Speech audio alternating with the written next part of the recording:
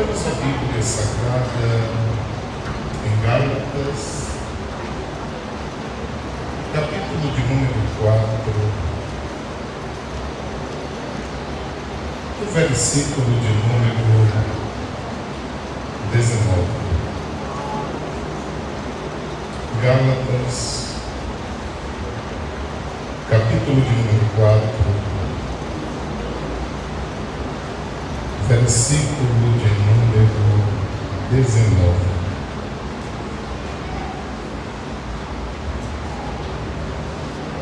O apóstolo Paulo disse o seguinte: meus filhinhos, por quem de novo sinto as dores de parto, até que Cristo seja formado em vós. Meus filhinhos, por quem de novo sinto as dores de parto, até que Cristo seja formado em vós. Amados irmãos, esse texto expressa muito o sentimento que temos num dia como esse. Há alguns dias eu estava pedindo uma palavra, caso fosse me dada a oportunidade neste dia. E ontem o Senhor iluminou-me esse texto da Bíblia Sagrada, e juntamente com outros textos, eu quero ler para a igreja do Senhor. A minha maior preocupação com o rebanho do Senhor, o cerne de quase a totalidade das nossas mensagens que pregamos, elas sempre estão relacionadas à salvação. Sou preocupado muito com salvação. Eu lembro-me das palavras do apóstolo quando ele disse o seguinte: daquilo que falo aos outros eu tenho cuidado para que eu mesmo não venha a ser reprovado. É esse o meu sentimento também. E aqui Paulo reconhece que muitos ainda eram como crianças. Ele explica isso desde o primeiro versículo deste capítulo, quando ele fala de um herdeiro que não pode herdar se não for adulto, e como ele fala também da vida cristã, que nós não podemos desfrutar dos benefícios da vida cristã se não amadurecermos, vivermos como crianças. E aqui no versículo 19 ele diz: meus filhinhos, por quem de novo? Porque a igreja da Galácia deu alguns trabalhos para o apóstolo Paulo, ao ponto de ele se ausentar um pouquinho e ele chegar a encontrar as coisas diferentes. E ele disse: eu fico perplexo com isso. Por esse motivo ele advertiu a igreja que, ainda que ele mesmo ou outro pregasse um outro evangelho, fosse considerado anátema.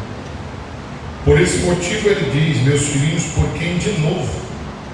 Porque ele já havia sentido isso no princípio. E quando ele percebe que a igreja não havia aprendido ainda, ele disse de novo, novamente, torna a sentir dores de parto. E ele diz que essas dores perdurariam até que Cristo fosse gerado na igreja. De fato, de verdade, todo líder que procura fazer o que é a vontade de Deus tem esse tipo de preocupação. E o tema dessa mensagem é esse: com dores até que o propósito seja alcançado. Com dores até que o propósito seja alcançado. Evangelho de Mateus, vamos ler o capítulo 22 e o versículo de número 21.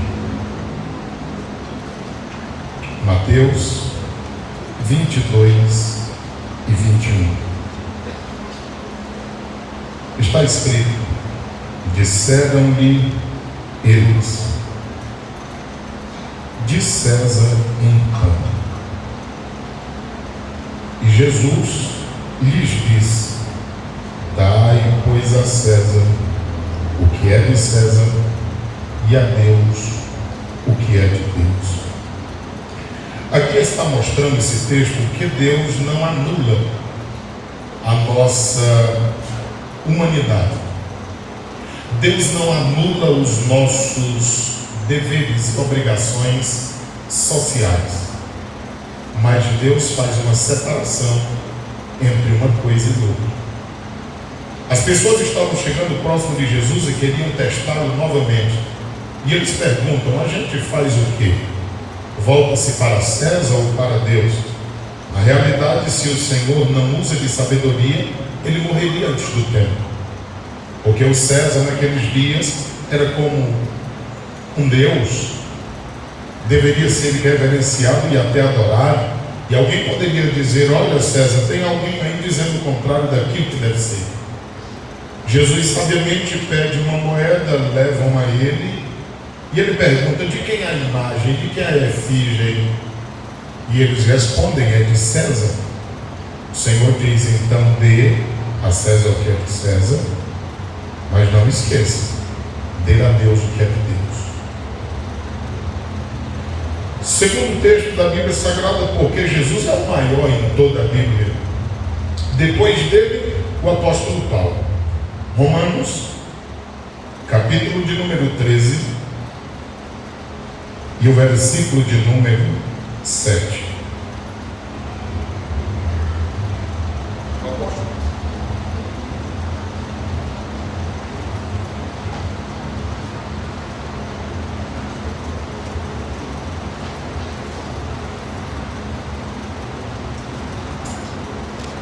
O apóstolo Paulo, agora em Romanos 13, 7, ele diz o seguinte: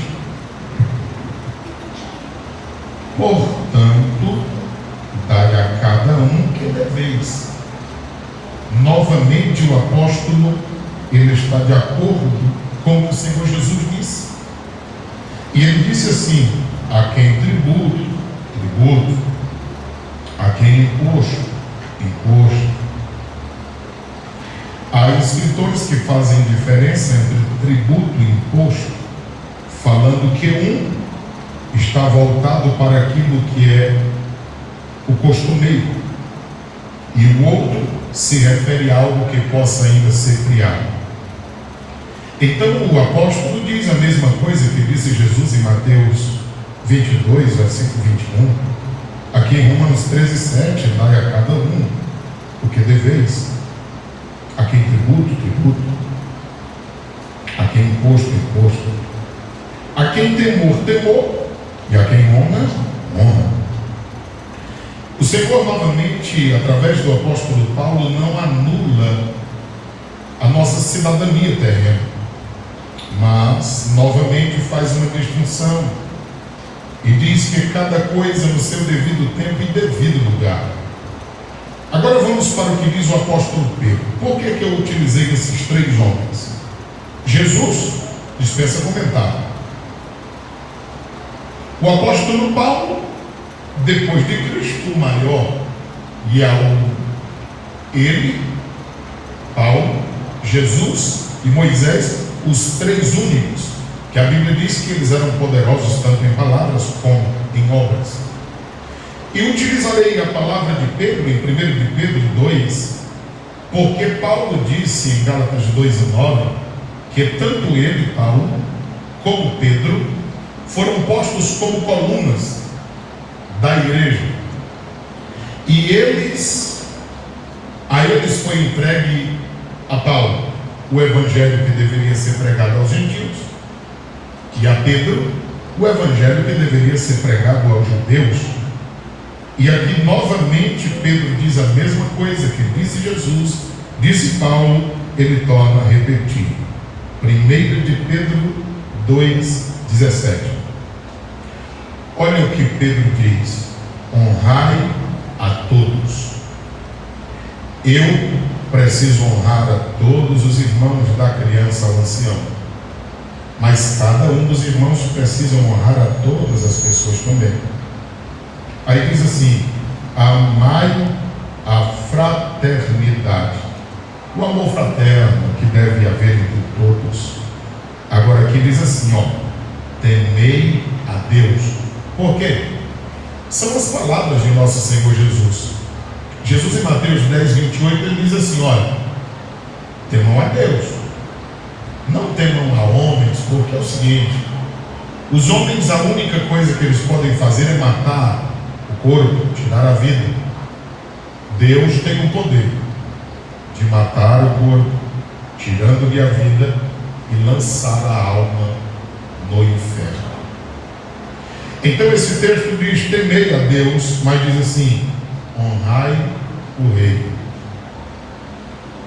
Por que lemos todos esses textos? Irmãos, nós somos crentes, e acima de tudo, a igreja do Deus vivo. E talvez nem todas as pessoas que precisam escutar estão aqui, mas nós que viemos precisamos escutar para que vigiemos mais. Basta um final de política para as pessoas se mostrarem que não são o que deveriam ser. O comportamento, a forma de viver. Às vezes nós queremos dizer algo que nós não temos tanta moral para dizer por causa do nosso comportamento. E a gente vendo através das redes sociais a forma que muitos se comportaram, como nós sairemos amanhã para evangelizarmos, falarmos de Cristo ao mundo? Pessoas que às vezes querem dizer que político é corrupto porque dizem comprar votos, mas que são as pessoas que se aproveitam deste momento para venderem também. E só existe quem compra porque tem quem vende. E lá fora se diz que os votos mais caros são dos que dizem ser crentes. E se assim o é porque não são de verdade. Pessoas que em 9 anos aproximadamente, completará em fevereiro, Deus permitindo, nunca foram ao evangelismo, mas que andam de casa em casa pedindo voto, defendendo seu candidato, que não há problema nisto, mas eu estou dizendo é que parece que essas coisas para muitos é superior ao evangelho. Às vezes brigam, discutem, tiram de um, esculhambam com outro. Enfim, as pessoas se comportam de uma tal forma que quem nos vê lá fora diz, é o mesmo que está lá na igreja. Quando a imagem de pessoas postas às vezes em paredes que eu oro, para que um dia a igreja tenha a palavra, porque o Salomão disse que o bom nome é muito mais especial do que ouro e prata, Provérbios 22, 1. Os antigos diziam, morre o homem, mas fica o nome. Você lembra que antigamente nos nossos povoados e pequenas cidades, todos os homens andavam com peixeira que era terrível no lado da cintura, mas não havia morte, porque as pessoas eram sinceras. Quando alguém queria se acabar, existe a expressão, vamos amarrar a camisa, porque eles desatavam os primeiros botões e amarravam a camisa um no outro e se esfaqueavam até se acabar.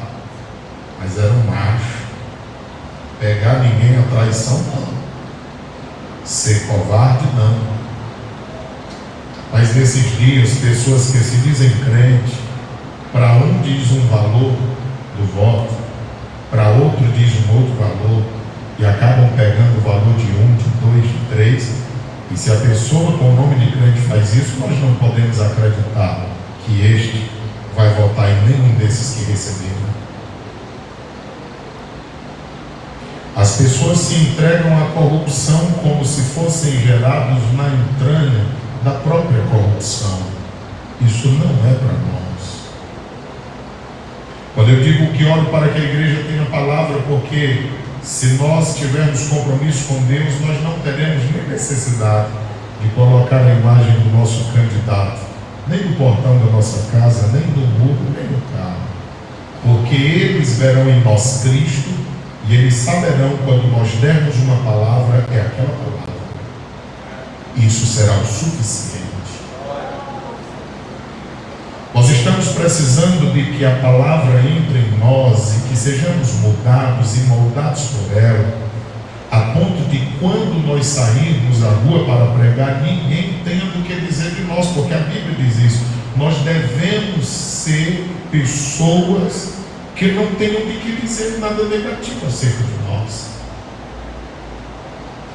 E se de repente eu não compro, não vendo voto, mas eu acumulo um montante de dinheiro, porque esse é o momento de eu emprestar a um juro exorbitante para daqui a uns dias receber uma avalanche de dinheiro em nome de que eu ganhei com o meu suor, sem ser, e Deus está vendo todas essas coisas. Eu fico impressionado como a mente humana, ela consegue nos enganar, uma vez que nós lemos e ouvimos a palavra todos os dias, e Deus sabe da aplicação, do desejo que nós temos de anunciar a palavra e de falar a verdade sempre que temos oportunidade, esperando que todos aprendam. Terão pessoas que praticaram coisas tão horríveis que terão dificuldade de voltar a congregar, e é possível que alguns não voltem mais. A nossa oração agora é para ganhar aqueles que aparentemente eram nossos e que parecem que não são.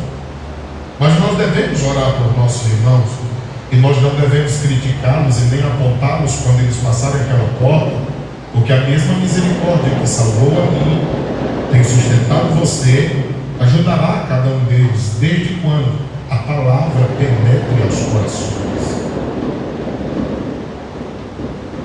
Pessoas neste momento estarão decepcionadas, tristes, porque confiaram no homem como deveriam confiar em Deus. E a Bíblia continua dizendo, Salmo 118, versículo 8, é melhor confiar em Deus do que confiar nos homens. É melhor confiar no Senhor do que confiar nos príncipes. Mas parece que as pessoas não leem a Bíblia Sagrada. Quantas pessoas estão todos esses dias sem congregarem-se, e há pelo menos essa terceira ceia sem participarem, e há quem às vezes tenha coragem de dizer a paz do Senhor, e outro diz, não, depois da política eu vou pedir oração, me reconciliar, e aí eu darei a paz do Senhor. Mas fazem isso como se fosse uma brincadeira, e isso é muito sério. Porque se eu troco Jesus por um momento tão banal como esse, porque esses tronos terrenos, os jovens acabaram de estudar isso, o livro do profeta Daniel, tanto no capítulo 2 quanto no capítulo 7, estão ali os reinos simbolizados, do capítulo 2 por uma estátua, do capítulo 7 por animais, mas todos aqueles reinos passaram, e todos os reinos que existem hoje também passarão. Mas a Bíblia diz que há um reino que é sempre eterno, é o reino de nosso Senhor Jesus Cristo. E às vezes parece que nós nos envergonhamos deste reino. Vivemos como se ele nada valesse, pois nós o trocamos por momentos que passam tão rápido. Nós estamos lendo esses versículos e queremos ler mais com os irmãos para a nossa meditação nesta noite. Olha o que diz em Romanos capítulo de número 2, a partir do versículo de número 27. Eu recebi uma ajuda muito grande quando cheguei aqui nessa cidade. Alguém teve a coragem de me dizer assim, Silvio, todo pastor é do mesmo jeito, todo político é do mesmo jeito. Até hoje Na minha mente eu agradeço quem me disse isso. E eu todo dia digo: Deus, guarda a minha vida.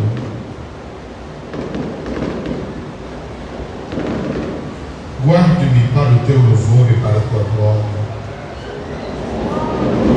Eu não sou melhor do que ninguém, mas eu sirvo a Deus e eu creio no Evangelho de nosso Senhor Jesus Cristo. E sei que Ele é poderoso, como disse o apóstolo Paulo, para guardar a todos nós e guardar a todos aqueles que amam a vinda de nosso Senhor Jesus Cristo. Olhando Romanos capítulo 2, aqui fala de judeus e gentios, mas nós podemos fazer uma aplicação para crentes e não crentes, colocando o judeu como um crente, o gentio como não crente. E olha só o que diz o texto, Romanos 2,17: eis que tu, que tens por nome judeu, você pode substituir por crente, porque o judeu naqueles dias ele se achava uma coisona. Às vezes nós queremos também, como crentes, nos achar uma coisona. A gente acha que é importante, e o somos. A Bíblia nos chama, no Salmo de número 16, dos excelentes dessa terra. A Bíblia nos chama como aqueles que se destacam entre todos os demais. Mas isso é para quem vive o Evangelho. Então aqui em Romanos 2,17 diz: tu que tens por todo sobrenome judeu ou crente, repousas na lei. Ou seja, nós que temos a palavra, aqui para o judeu era a lei de Moisés, mas nós temos a Bíblia. Nós que temos a palavra, te glorias em Deus. Irmãos, é só Deus que pode nos sustentar, e nós devemos nos gloriar em Deus. Disse o profeta Jeremias: de que se gloriar o homem, se não for em Deus, em sua misericórdia, em conhecer o Senhor, é só Ele. Versículo 18: e sabes a sua vontade. Quem é que aqui que não sabe a vontade de Deus? Por que fazer o que é contrário à vontade de Deus? Aprovas as coisas excelentes. Todos nós sabemos das excelências de Deus, o que Ele quer de nós. Sendo instruído por lei. Todos nós aqui somos instruídos na palavra. Todos os dias nós a ouvimos, frequentamos a escola bíblica dominical, estamos no culto da família, nós sabemos o que é certo e errado. Agora veja o que é chamado um verdadeiro judeu e o que deve ser chamado um verdadeiro crente. Aqui nos versículos 19 e 20 é chamado de guia, de luz, de instruidor, instrutor e mestre. Versículo 19: confias que és guia dos cegos.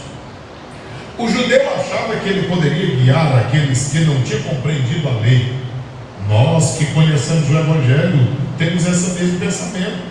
Nós podemos guiar aqueles a quem a luz do Evangelho não resplandeceu.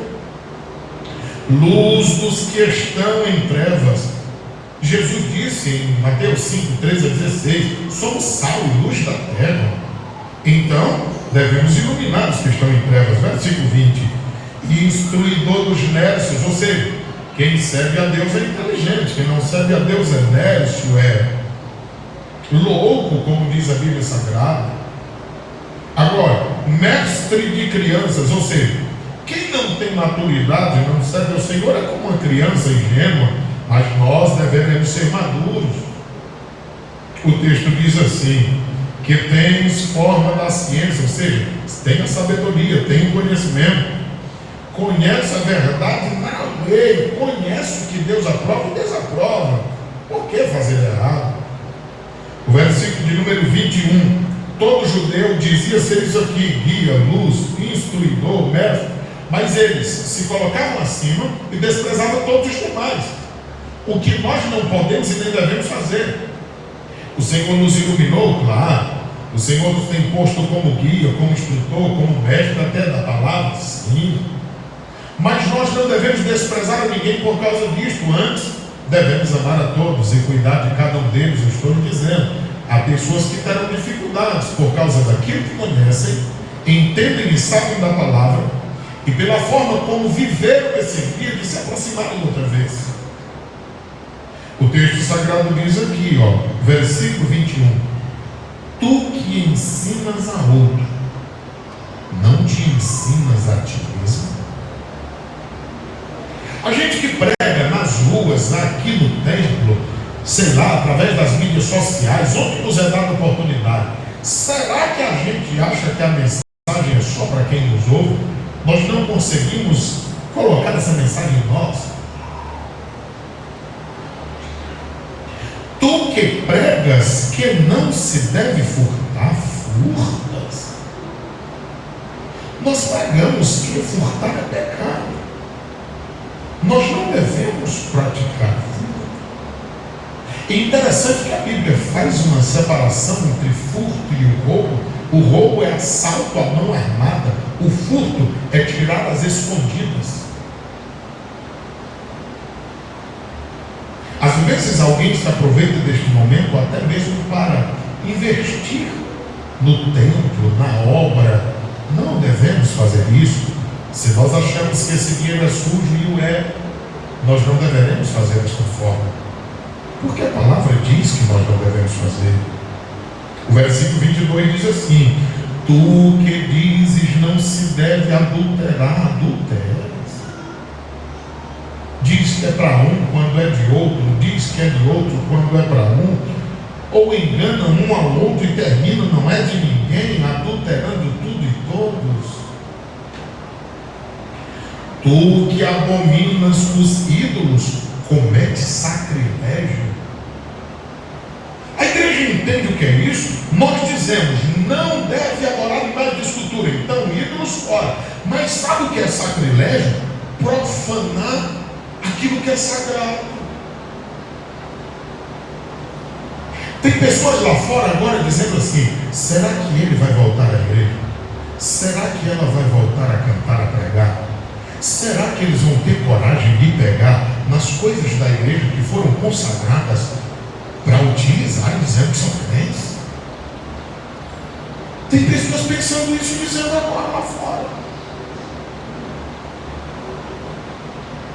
E já pensou, se nós estivermos em departamentos importantíssimos da igreja, como por exemplo, cuidar de crianças, seja na EBD, seja no Projeto Samuel, seja em qualquer uma das nossas frentes de trabalhos, que trabalham com crianças. Aí chega um pai não crente que às vezes é mais fiel que nós. Aí ele diz: é esse que vai cuidar do meu filho? É essa que vai cuidar da minha filha? Com esse mau caráter? Daquela forma? Eu não vou levar mais meu filho para a EBD, não vou levar mais meu filho para o Projeto Samuel. Você já pensou que desse serviço nós estaríamos prestando, nos comportando assim?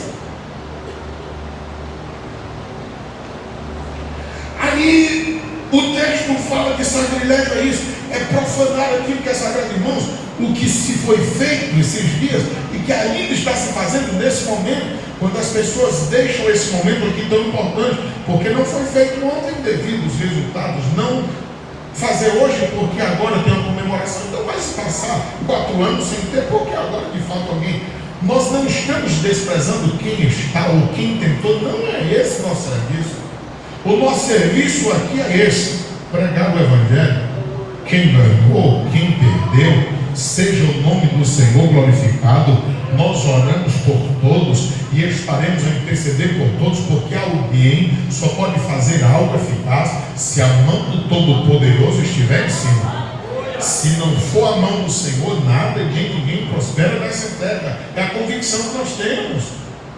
Então a nossa função como igreja, a gente cumpre o nosso trabalho como ser humano, como brasileiro, como um esperantinopense, mas também lembrando que acima de tudo a nossa pátria é celestial e nós esperamos o nosso Salvador de lá. Versículo de número 23: tu que te glorias na lei, ou seja, tu que tens a palavra e diz: eu sou da palavra, desonras a Deus. Ora, se alguma coisa está sendo priorizada ao lugar de Deus, então estás desonrando a Deus pela transgressão da lei, ou seja, deixa a palavra de fora aí.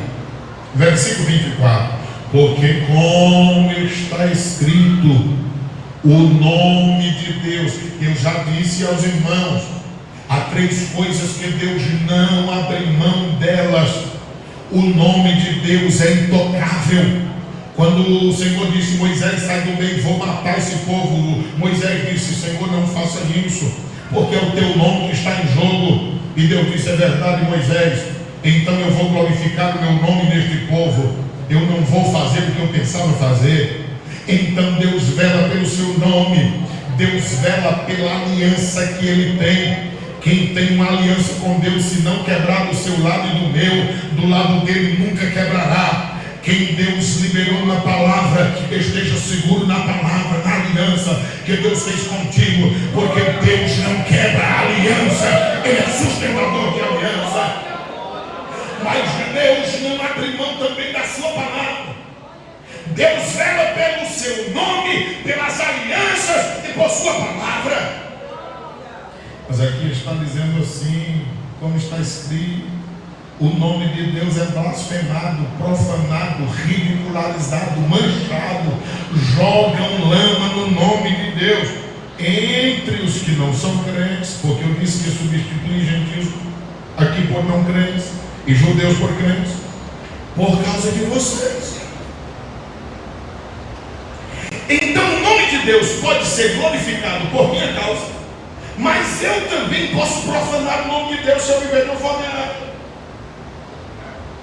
Então hoje nós estamos aqui, passou tudo, quem ganhou, ganhou, quem perdeu, perdeu. Mas como é que a sociedade está vivendo aí? Como crente? Se é, o nome dele é glorificado. Se é como um corrupto, enrolado, então o nome de Deus está sendo enlameado. E se eu sou alguém que tenho feito o nome de Deus ser profanado, eu preciso me arrepender urgentemente, porque Deus vela pelo seu nome, por sua aliança, por sua palavra. Versículo 25: porque a circuncisão, na verdade, proveitosa, se tu guardares a lei. O que Paulo está dizendo? Como o judeu fazia uma marca no corpo, mas aquela marca no corpo só valia se a lei tivesse no coração. O que ele está dizendo aqui? Só vale nós estarmos aqui se nós valorizarmos a palavra. Se nós estivermos aqui só de aparência, mas a palavra não vale nada para nós, não vale também a nossa decisão por Cristo. Aí veja só: mas se tu és transgressor da lei, se tu és desobediente à palavra, a tua circuncisão se torna em incircuncisão. Ou seja, tanto faz quanto tanto faz. Eu só sou crente se eu guardo, se eu luto para viver a palavra e obedecer. Se eu vivo de qualquer forma, então eu não glorifico a Deus. Versículo 26: se pois a incircuncisão guardar os preceitos da lei, porventura a incircuncisão não será reputada como circuncisão. Se nós não guardarmos aquilo que temos aprendido da palavra, ainda que o nosso corpo esteja marcado, nós não teremos parte no reino. Se nós queremos que aqui a decisão que tomamos um dia seja válida, nós devemos viver pela palavra ou morrer por ela. O versículo 27 diz assim: e a incircuncisão, que por natureza houver, se cumpre na lei, não te julgará, porventura a ti que pela letra e a circuncisão és transgressor da lei. Ele está dizendo aqui: ou tu está pensando que essa palavra que nós conhecemos e que a gente ouve todo dia, ele diz: eu estou abusado de ouvir. Pois essa palavra aqui, nós estamos abusados de ouvir, que vai nos julgar. Ela absorve ou condena. É pela palavra. Aí no versículo de número 28 diz assim, ó: porque não é judeu, ou seja, crente. O que é exteriormente não é crente aquele que tem aparência. Não. Nem a é circuncisão o é exteriormente na carne. Ou seja, não é a aparência que faz de nós crentes, ou a marca na carne que tinha o judeu, da circuncisão que o tornava judeu. Aí o versículo 29 diz assim: mas é judeu o que eu é de interior. Quem é que é crente? Aquele que nasceu de novo. Aquele que, como o salmista diz, Senhor, me dá um espírito novo e um coração reto diante de ti.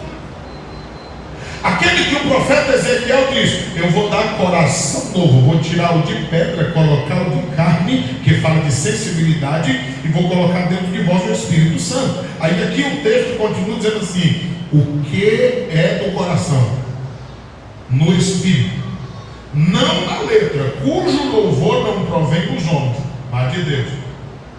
O que Paulo está dizendo aqui é que, independentemente do que os homens disserem de nós, se nós somos fiéis a Deus, o que vale é o que Deus diz. Agora, se o que os homens estão dizendo de nós é por falta de nós, com a palavra e com Deus, aí pronto, nós estaremos arrasados. Irmão, veja o que diz o salmista acerca desse mesmo assunto, do capítulo de número 50, Salmo de número 50. Veja isso. Meus filhinhos, por quem de novo sinto dor de parto, até que Cristo seja gerado em vós. O tema dessa mensagem é com dores, até que o propósito seja cumprido.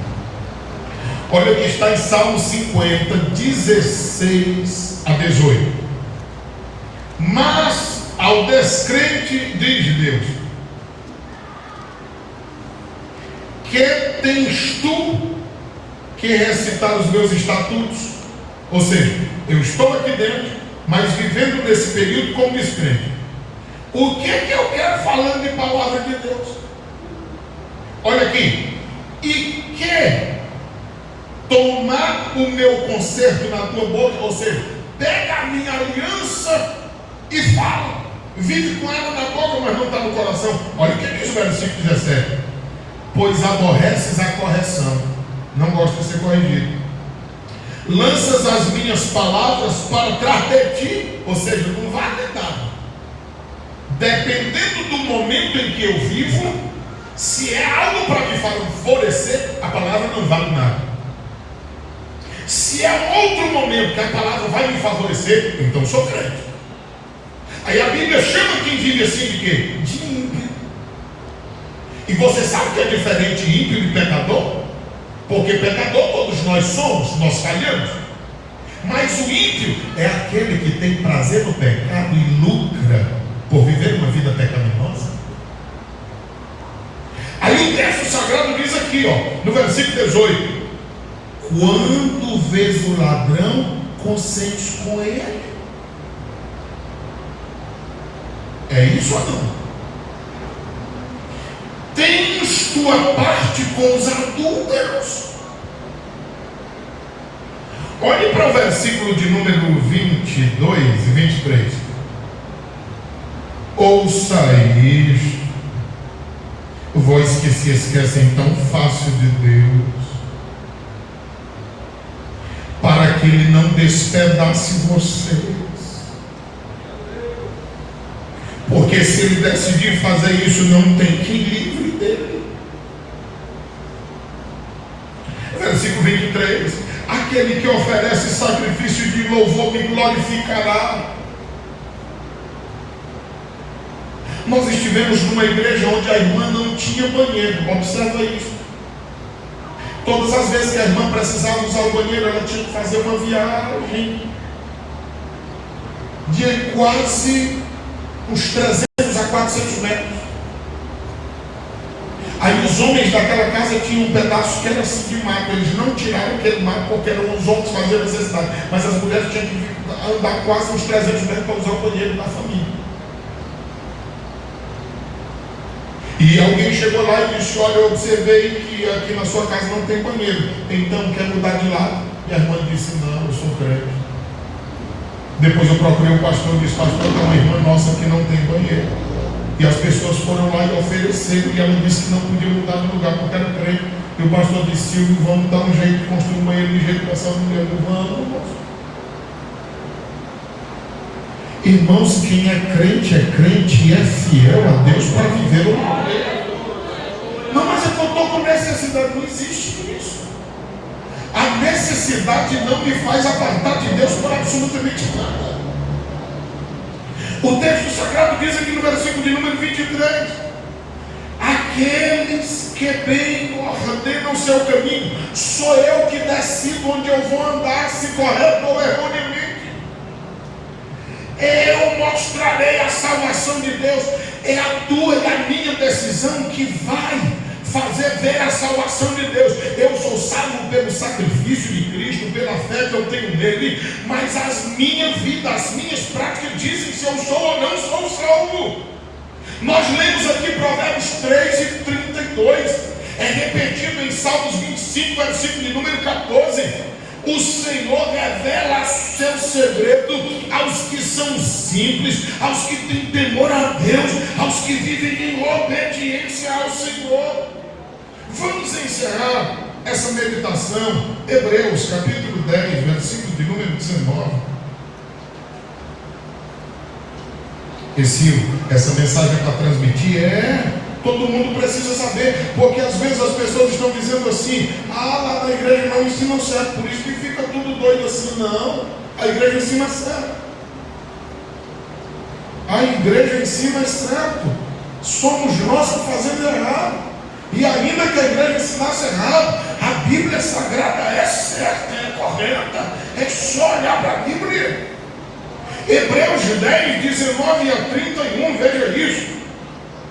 Tendo, pois, irmãos, ousadia para entrar no santuário pelo sangue de Jesus, nós estamos aqui não é por benefícios nossos, é porque o sangue de Jesus nos purifica de todo pecado. Versículo 20: pelo novo e vivo caminho. O caminho antes era da miséria, da desgraça, fora de Deus, mas agora o caminho é Jesus Cristo de Nazaré, que Ele nos consagrou pelo véu e pela sua carne.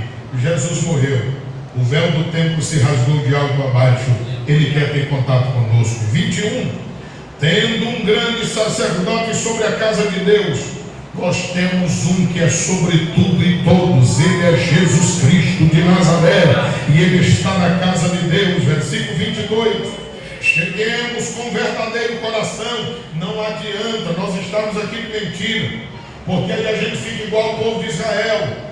Joel 2,13, o profeta disse: não adianta rasgar a veste, pôr cinza na cabeça e depois voltar a pecar, depois volta, rasga a veste, põe cinza na cabeça. Não. Então aqui diz: cheguemos com o coração verdadeiro, em inteira certeza de fé, tendo o coração purificado da má consciência e o corpo lavado com água limpa. Eu tenho dito muitas vezes aos irmãos, porque aqui fala água limpa e não apenas água. Aqui está explicando o livro de Levítico, Antigo Testamento. E naqueles dias a água tinha que ser limpa. Por quê? Porque a pia era de cobre, havia espelhos nela, símbolo da palavra de Deus.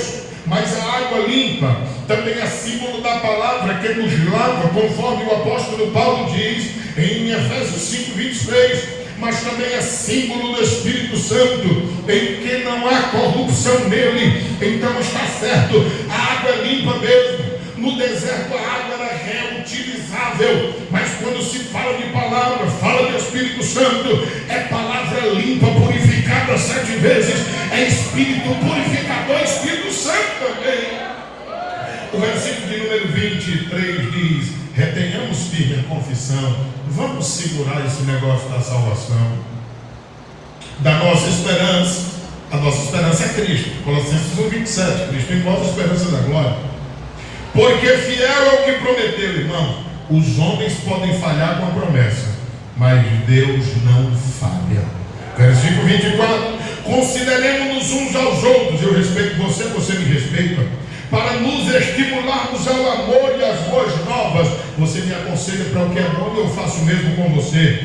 Não deixando a nossa congregação, olha aqui onde muita gente falha, como é costume de alguns, porque muitos costumam fazer assim: Mas antes que façamos isso, admoestando-nos uns aos outros, tanto mais quando vedes que se vai aproximando aquele dia. Já cantamos aqui o 469, o Senhor vai chamar o nosso nome. Se fosse hoje, será que chamaria?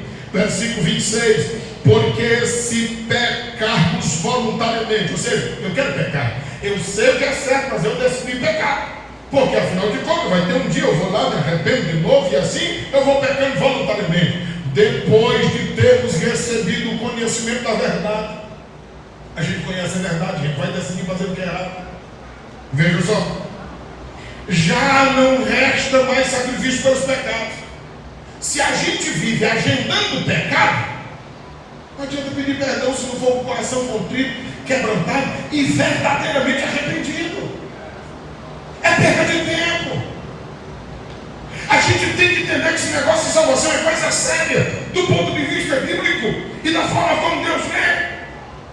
Aí a Bíblia Sagrada diz assim, versículo de número 27, mas uma certa expectativa horrível de juízo, ardente, fogo, que há de devorar os adversários.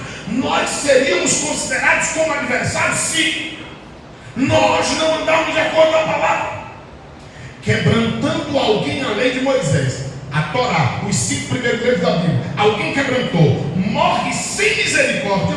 Você acha que por a palavra de 2 ou 3 testemunhas isso acontecia? Você não acha que nesse tempo as coisas serão piores? 29, de quanto maior castigo cuidais vós, será julgado desmerecedor aquele que pisar o Filho de Deus e tiver por profano o sangue do Novo Testamento, com que foi santificado. Irmãos, nós não somos nada de bom, mas o Senhor nos lavou, santificou, perdoou, escreveu o nosso nome no livro da vida. A gente pode jogar tudo isso ao léu a cada 2 anos. Fizer agravo ao Espírito da graça. Quem se ofende é o Espírito Santo, porque ele mora dentro do crente. Veja o versículo de número 30. Nós conhecemos bem isso.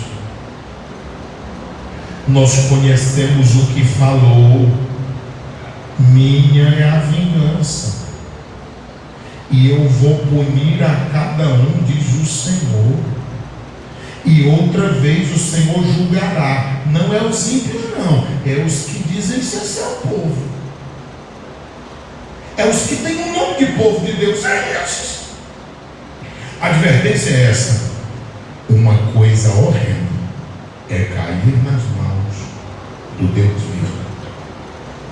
Quantos entendem esta palavra? Irmão, nós estamos bem? Podemos participar da ceia com consciência tranquila e as mãos limpas?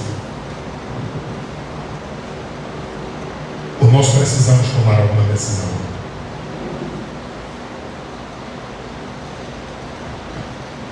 Lavar as mãos.